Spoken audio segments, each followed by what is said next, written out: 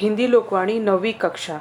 विद्यार्थियों, शासन की ओर से इस बार कोविड-19 की वजह से शासन ने हमारा जो सिलेबस है वो 25% कम किया है।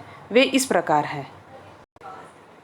विद्यार्थियों, अनुक्रमणिका की पहली इकाई आपको निकालना है। पहली इकाई में जो हमारा सिलेबस कम हुआ है वो मैं आपको बताने वाली हूँ। इस पहली इकाई में 2 पार्ट हमारे सिलेबस में से हट गए हैं। चौथा जो पार्ट है मांझा मेरा मन, ये सिलेबस से कट गया है।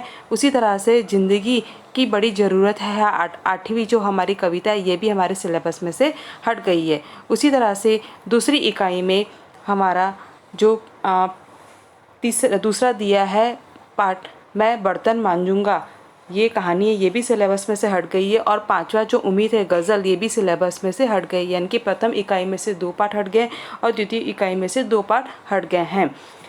इन 2 पार्टों में इसके अंतर्गत जो आखिरी में पार्ट के स्वाध्याय के आंगन में उपयोजित लेखन और भाषा बिंदु जो दिया गया है वो सिलेबस में से आने हैं। तो चारों पार्टों में से हमको व्याकरण विभाग जो दिया गया है वो हमारे सिलेबस में से रहेगा। बाकी जो कहानी है, गज़ल है, ये हमारे सिलेबस में से हट गया है। धन्यवाद। विद्यार्थियों, हिंदी लोकवाणी 9वीं कक्षा की कृति पत्रिका का प्रारूप यानी कि घट अंक विभाजन इस तरह से है।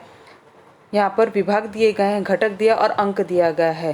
विभाग 1 के अंतर्गत यहाँ पर विभाग 1 के अंतर्गत पद्य रहेगा जो 12 अंक का पूछा जाएगा और 12 अंक का जो विभाजन रहेगा वो 6-6 अंक के आधार पर किया जाएगा।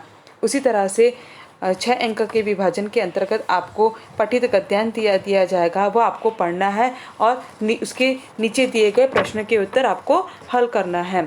उसके अंतर्गत आपको आकलन कृति में जैसे कि 2 घटक, प्रत्येक घटक के लिए 1 अंक अथवा 4 घटक यानी कि प्रत्येक घटक के लिए आधे अंक दिए जाएंगे।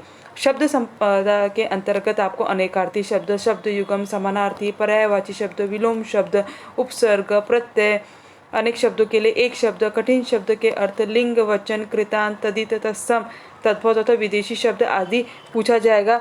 उसी तरह से आपको यहाँ पर दूसरा दिया गया है, पद्य दिया गया है। पद्य का विभाजन भी 8 अंक का है, वो 4-4 भाग में विभाजित किया जाएगा। उसके अंतर्गत आपको जो घटक का विभाजन पहले भी इनकी 2 घटक के में दिया जाएगा तो प्रत्येक घटक के लिए 1 अंक दिया जाएगा। अगर 4 घटक दिया जाएगा तो प्रत्येक अंक के लिए आधे-आधे अंक दिया जाएगा। जैसे संजाल पूर्ण करो के अंतर्गत 4 घटक दिए तो उसके आधे-आधे अंक आपको दिए जाएंगे। तो पद्य के अंतर्गत भी 4 अंक पठित पद्यांश और 4 अंक पठित पद्यांश। इस तरह से आपको पंक्ति 6 से 8 पंक्ति दी जाएगी और उसके आधार पर आपको प्रश्न हल करना पड़ेगा।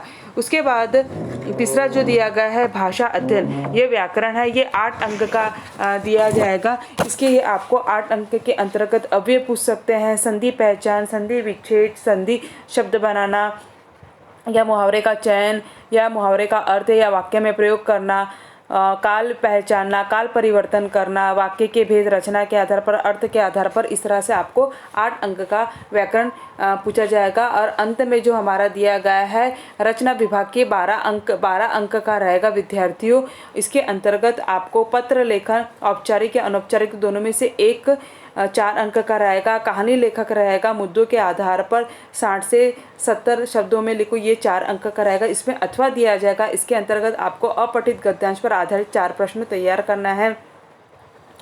या फिर अथवा एक और दिया जाएगा, उसके अंतर्गत आपको विज्ञापन लेखन दिया जाएगा। ये तीनों में से कोई भी आपको एक करना है। पत्र करना सबके लिए अनिवार्य है। और सबसे आखिरी में 4 अंक का जो दिया जाएगा वो हमारा निबंध लेखन दिया जाएगा। वो 40 से 60 शब्दों में लिखना है। ये निबंध और पत्र हमारे लिए अनिवार्य रूप से लिखना पड़ता है। उसी तरह से आपको आपकी जो लेखी परीक्षा रहेगी विद्यार्थियों, वो 40 अंक की रहेगी और अंतर्गत मूल्यमापन रहेगा वो 10 अंक का रहेगा। यह आपको स्वाध्याय 5 अंक का रहेगा और मौखिक परीक्षा आपकी 5 अंक की। इसमें श्रवण कौशल और भाषण कौशल इस आधार पर 3 और 2 अंक में विभाजित किया जाएगा। इस तरह से आपके हिंदी लोकवाणी के 40 अंक का मैंने परीक्षा पत्र का प्रारूप आपको बताया है।